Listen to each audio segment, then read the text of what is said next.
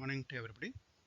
In the last class, we have talked about a hydroformylation catalyst by using a Water-Rowland process and again subsequently using rhodium-based catalyst for the selective hydroformylation of a terminal olefin. We have seen that.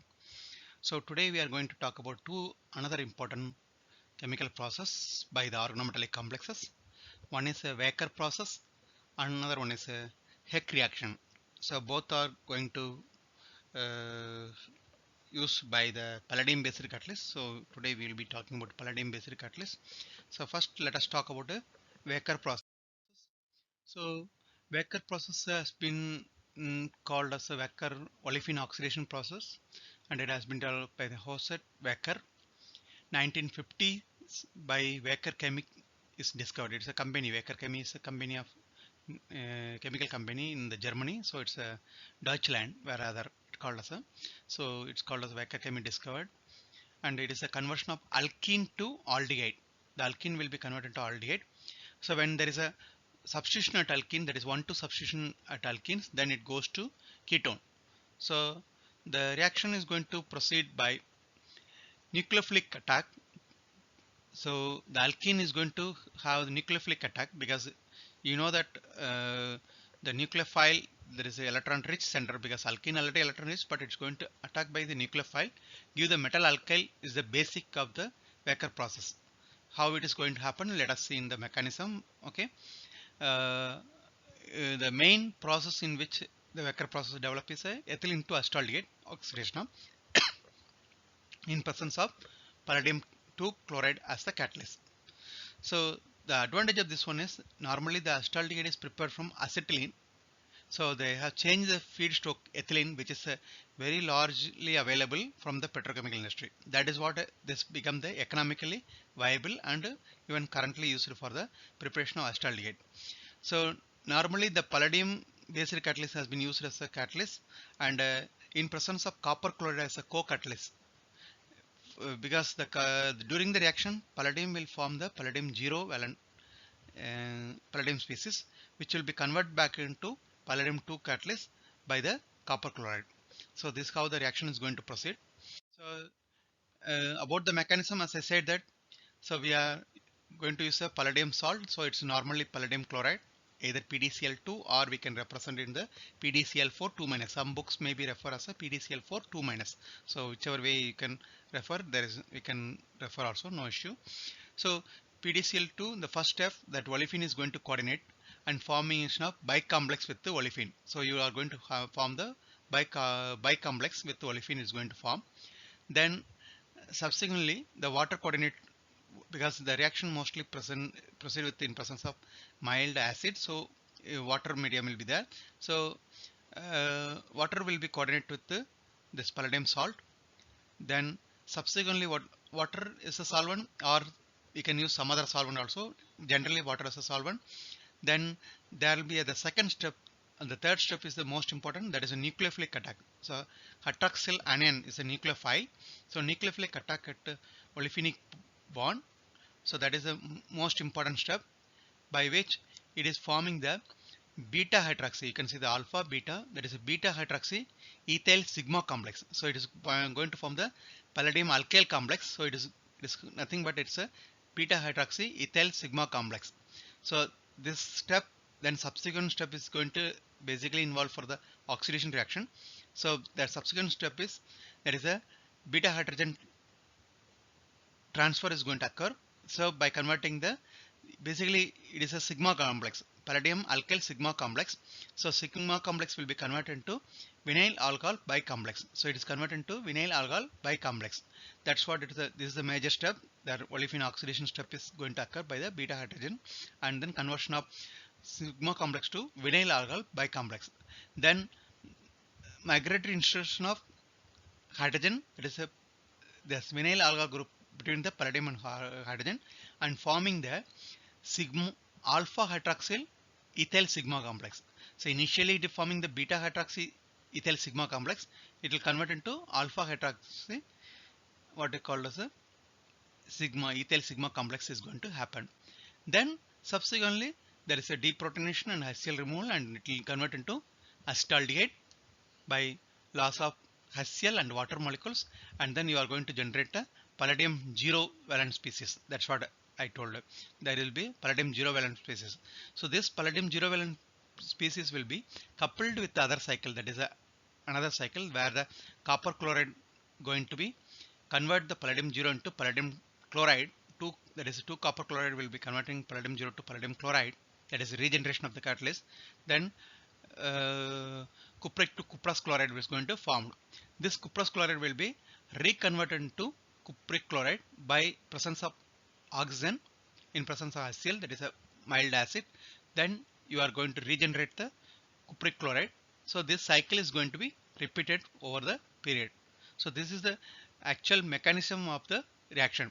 So as I said, the most important step is nucleophilic attack of the coordinating hydroxyl anion. That is, a hydroxyl anion is a nucleophile. It's going to attack to olefin, coordinating olefin, and then forming the beta hydroxy ethyl sigma complex. Then conversion of vinyl complex by vinyl complex. Then subsequently alpha hydroxy ethyl sigma complex, and then it gives the acetaldehyde. This is the real mechanism for the reaction. And overall, if you see the reaction scheme, so first ethylene in presence of palladium chloride, presence of water, it converting to acetaldehyde. Then you are generating palladium species and HCl. Then this palladium in presence of cupric chloride convert to, that is catalyst going to regenerate PDCl2 and 2 copper Cl. Then cuprous chloride in presence of HCl, which is we have already, in presence of oxygen, it will convert to cupric chloride and water. So overall, if you see the balance of the equation, all three, if you add it, so here ethylene is there, the ethylene is a starting point. Palladium chloride here, this side also, this side is there, so it will cancel. Water also, this side is there, this side is there, it will cancel. Same way, palladium here is there, palladium it will be here, this two will be cancelled. Same way, cupric chloride also here it is there, then cupric chloride again regenerated, so these two will be cancelled. Cuprous chloride also here it is there, it will be here and it will be cancelled. So overall, if you see that sum of the reaction, that is ethylene in presence of oxygen, it will convert to acetaldehyde. This is the overall process. So, but if you use water, you are getting ethylene to acetaldehyde. Then what will happen if you use other than water? So the reaction can also proceed without water. So what will happen that if you don't use the water, so we have seen that previous step, initially the vinyl alkyl bicomplex will come, then it will convert it to alpha metal alkyl, that is alpha hydroxy sigma bond will be forming. So if you use other than water molecules, this step will not proceed. The reaction, the complex here itself, it will decompose and you will get a what will call the vinyl derivative. This is called a vinyl derivative. You will get a vinyl derivative. If you use alcohol, you will get a vinyl ether. If you use acetic acid, you will get a vinyl acetate. Here itself, it will not proceed with these steps. So that is what you can get a variety of product even using the Wacker process. So here's the examples. So olefin in presence of oxygen using palladium chloride and copper chloride. In presence of water, you will get acetaldehyde. If you take ethylene, in presence of alcohol, if you see that vinyl ether will get it. If you use acetic acid, then you will get a vinyl acetate will get. So reaction proceed with the addition of molecular oxygen in the alkene in presence of palladium chloride and copper chloride. Depends upon the solvent, you will vary the product. If you use water, acetaldehyde. If you use alcohol, you will get a vinyl ether. If you use acetic acid, you will get a vinyl acetate. So the reaction gives the different types of product depends upon the solvent.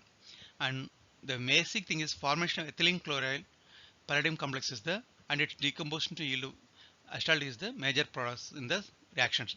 As I say that palladium metal is obtained as a byproduct, I mean end of the product, which will convert it to palladium 2, that is a regeneration of catalyst by presence of oxygen and which is mediated by cupric chloride. This is how the reaction proceed with the Wacker process. So this is about what you call as a Wacker process. Now, what is Heck coupling? It is it is called as a Misuriki-Heck coupling reactions. It is the first example of carbon-carbon bond formation, a reaction involving carbon-carbon formation using a organometallic catalyst. So it is basically it was discovered independently by two scientists, the famous scientists called T. Misuriki and R. F. Heck, 1971 and 1972. So they independently found out the same reactions. So that's why it's called as a Misorki-Heck coupling reaction. So it's basically reaction of unsaturated halides with alkene. You have the unsaturated halides with alkene in presence of base and palladium catalyst. The reaction proceed with in presence of base and palladium catalyst. So basically what is going to happen is the unsaturated halide is nothing but vinylic halide or vinylic or aryl or benzyl halide, which is going to substitute with the vinylic hydrogen, that is alkene, that is vinylic hydrogen. It is going to substitute. So basically the palladium salt in the form of complex is going to be involved for the reactions, and the reaction proceed with the formation of palladium zero complex. It is going to, the reaction going to proceed by the formation of palladium zero complex, which is going to institute from generate from the palladium 2 salt or complex. This is how the reaction is going to happen. So normally this reduction can be affected by the phosphine based ligands, or even alkene itself can be helped. So in a typical catalyst are palladium acetate and phosphine as the ligand, that is a ligand which is going to help to convert the palladium 2 complex into palladium 0 complex. So here's the some of the examples. So you can see that vinyl bromide, so it is a vinyl halides, vinyl bromide, and then vinyl acetate. So you can see that this is a vinyl hydrogen, the molecule having the vinyl hydrogen here. So in presence of palladium acetate and phosphine, you can see that there is a CC coupling is going to happen at this position. It is going to happen and give the product. So some of the example, like instead of vinyl halide, we can have the what is called as a aryl halide. So iodobenzene with ethylene, it gives the styrene. Same way iodobenzene with the styrene in presence of palladium acetate. As I said that there should be some base like butylamine or potassium acetate will be used as a base, and you can see that using the styrene, and so it is a vinyl group is a styrene group, okay, where the vinyl hydrogen is there, and you have the iodobenzene, so which will give the what is called as a stilbene as a product. And the reaction, these are called the these are the example for the intermolecular coupling. And here is some of the heterocyclic. You can see that the coupling also can occur on the what is called as a intramolecular coupling. So you can again see that palladium based catalyst and palladium and base catalyst.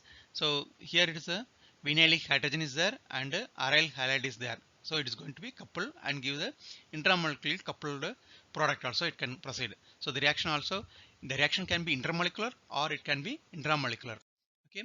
About the reaction mechanism, as I said that the reaction will be proceed with the palladium acetate as the catalyst. So palladium acetate, it is in presence of phosphine ligands, okay, in presence of base. So here is a triethyl amine as the base. So in presence of base, what is going to happen is you are going to generate the PDL2, that is a palladium L2 complex. There is a what they call as a palladium 0 oxidation state. Palladium is in +2 and it will convert into palladium 0 oxidation state is going to form. Then the aryl halide or vinyl halide. So there is a vinyl or aryl halide is going to be introduced into the palladium center, that is oxidative addition. It is going to be proceed with the oxidative addition. That means palladium 02, it goes to palladium 2 plus. So oxidative addition lead to the that square planar complex is going to form by the aryl halide or vinyl halide. It is going to be introduced into the palladium center. Then subsequently the olefin is going to introduce. This olefin going to first it going to form the bicomplex with the metal alkene complex is going to form. Then followed by migratory insertion lead to the what they call as a metal alkyl complex is going to form in the intermediate. So step 2 is most important.